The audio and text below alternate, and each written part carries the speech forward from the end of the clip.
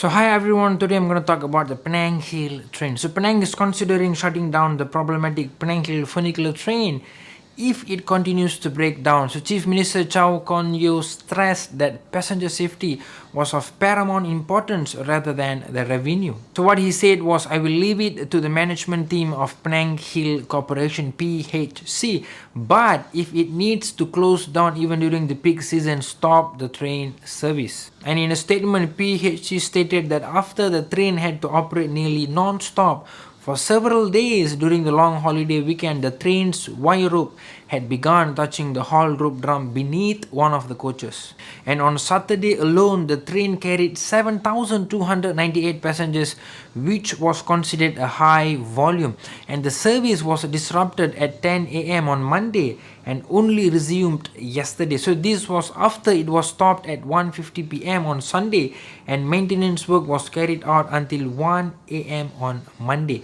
So Chow said major maintenance was not feasible as Swiss engineers could not travel to Malaysia during the pandemic, and the crowd was unusual due to the interstate travel and festive holidays. So passenger crowd was almost at pre-COVID-19 levels. So as such, we need to speed up major maintenance work as earlier, and the train was running at 50% capacity, but it is now at 70 to 80% capacity.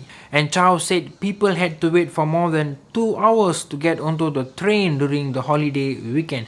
So there is wear and tear over the last 1 year which needs to be looked into.